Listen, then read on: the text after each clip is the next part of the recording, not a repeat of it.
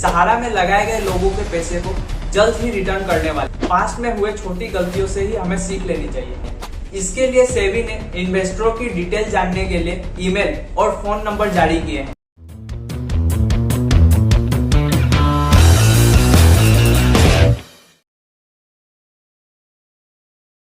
सहारा India scheme देश का वो स्कीम है जिसमें बहुत से लोगों को बड़े बड़े सपने दिखाकर उनसे पैसे निवेश करवाए गए थे। मोटा रिटर्न पाने के लालच में लोगों ने भर भर कर अपने पैसे सहारा इंडिया में लगाए थे।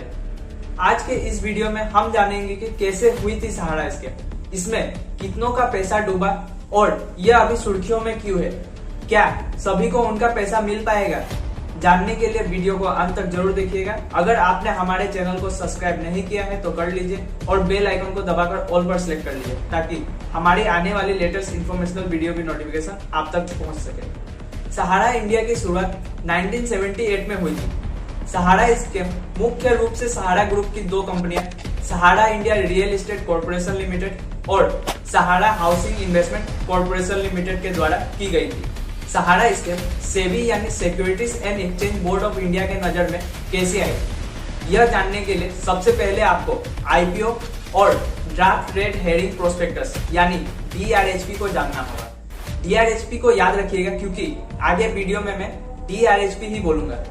जब भी कोई कंपनी शेयर मार्केट के माध्यम से पहली बार पैसे रेज करती है तो उसे इनिशियल पब्लिक ऑफरिंग यानी आईपीओ कहा जाता है और इसके लिए सेबी से अप्रूवल लेना पड़ता है।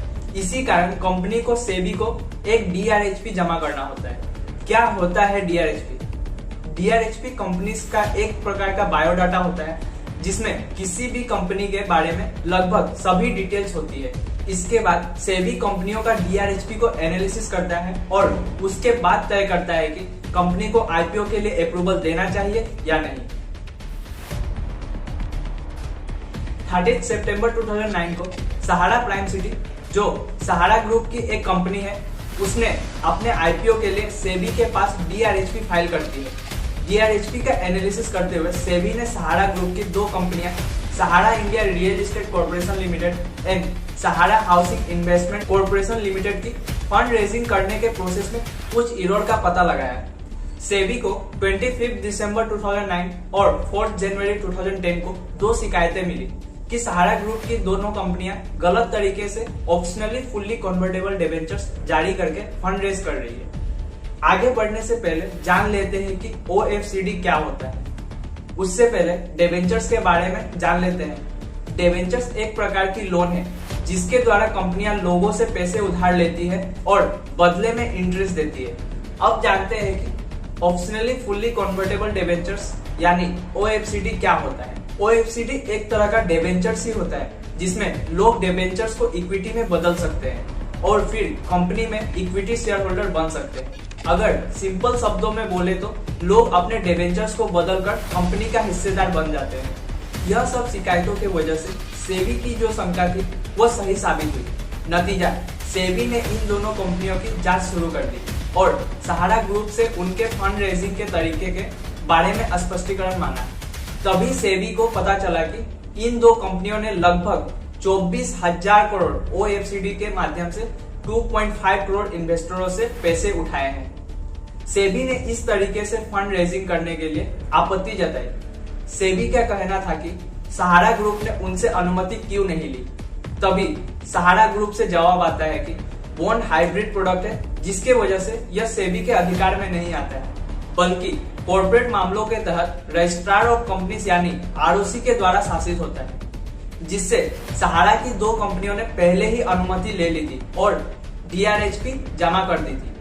उसके बाद सेबी ने सहारा ग्रुप की दो कंपनियों को OFCD के माध्यम से धन जुटाने में रोक लगा दिया और 15% इंटरेस्ट के साथ पैसे वापस करने का आदेश दिया। सहारा ने तभी सेबी की बात ना मानते हुए और सेबी को चुनौती देते हुए इलाहाबाद हाई कोर्ट का दरवाजा खटखटाया। दिसंबर 2010 में इलाहाबाद हाई कोर्ट ने सेबी के आदेशों को प्रतिबंधित कर दिया।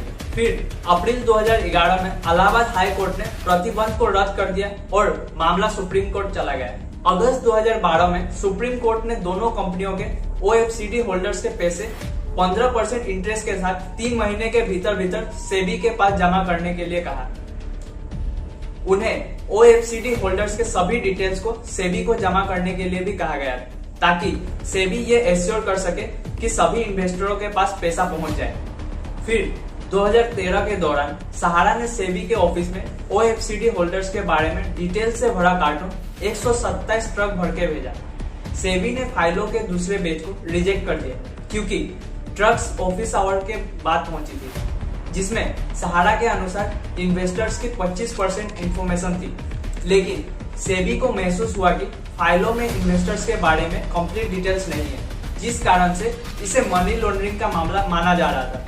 सुप्रीम कोर्ट ने सहारा ग्रुप को 3 इंस्टॉलमेंट में पेमेंट करने का आदेश दिया है। सहारा ने पहली इंस्टॉलमेंट 5,120 करोड़ की, लेकिन और 2 इंस्टॉलमेंट पे नहीं कर पाई और कंपनी ने दावा किया कि उन्होंने पहले ही इन्वेस्टर्स के पैसे पेमेंट कर दिए हैं।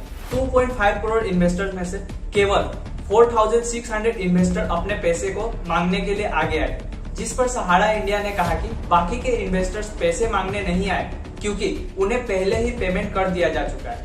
इस चीज को साबित करने के लिए सेबी ने सहारा ग्रुप से सबूत मांगी, लेकिन सहारा ग्रुप कोई सबूत नहीं दे पाया और उन्हें किस तरीके से पैसे चुकाया गया है ये भी नहीं बता पाया। इन सब चीजों का सबूत नहीं देने पर सुप्रीम कोर्ट और सेबी दोनों ने इसे मनी लॉन्ड्रिंग का मामला माना और सहारा ग्रुप की सारी संपत्ति और बैंक अकाउंट को फ्रीज कर दिया। फिर समय आता है 26 फरवरी 2014, जब सहारा ग्रुप के चेयरमैन सुब्रता रॉय को सुप्रीम कोर्ट के आदेश पर गिरफ्तार कर लिया गया था। नवंबर 2017 में इन्फोर्समेंट डायरेक्टरेट ने सहारा ग्रुप पर मनी लॉन्ड्रिंग के मामले में आरोप लगाया। यह पहली बार नहीं था कि जब सहारा ग्रुप इलीगल एक्टिविटीज में पाया गया था। 2007 में सहारा ग्रुप की सहायक कंपनी सहारा इंडिया फाइनेंशियल कॉर्पोरेशन को RBI द्वारा फ्रेश डिपॉजिट इशू करने पर रोक लगा दिया गया था, क्योंकि यह अनएथिकल एक्टिविटीज में पकड़ा गया था। लेकिन इससे भी सहारा ग्रुप को कोई सीख नहीं मिली और आखिरकार एक बहुत बड़े स्कैम में पकड़ा गया। इससे और हमें और आपको सीखने वाली बात यह है कि पास्ट में हुए छोटी गलतियों से ही हमें सीख लेनी चाहिए। इसलिए हमारे चैनल का भी मोटिव है कि learn from past, focus on present and enjoy in future. अब जानते हैं कि अभी का समय में सहारा ग्रुप क्यों सुर्खियों में है। अभी हाल ही में सेबी ने कहा है कि सहारा में लगाए गए लोगों के पैसे को जल्द ही रिटर्न करने वाली है। सहारा ग्रुप की 2 कंपनियां Sahara India real estate corporation limited में 232.87 लाख लोगों ने पैसे लगाए थे और Sahara housing investment corporation limited में 75.14 लाख लोगों ने पैसे लगाए थे। सहारा ग्रुप ने इन सब इन्वेस्टरों से टोटल कलेक्शन 25,781 करोड़ रुपए लिए थे। अब तक सहारा ग्रुप ने सेबी को सिर्फ 15,503 करोड़ रुपए ही वापस किए हैं। इन सब पैसों में से सेबी ने अब तक 138 करोड़ रुपए ही इन्वेस्टर्स को दिए हैं। बाकी के पैसे सेबी लौटाना तो चाहती है, पर उनके पास सारे इन्वेस्टर्स की डिटेल नहीं है।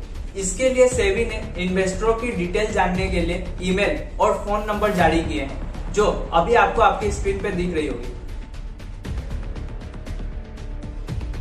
अगर आप में से भी किसी का पैसा सहारा इंडिया में लगा है तो इस नंबर पर कॉल करके पता कर सकते हैं और इस दिए गए ईमेल में अपना डॉक्यूमेंट सेंड कर सकते हैं, ताकि सेबी आपके डिटेल्स को वेरीफाई करके आप तक पैसे पहुंचा सके।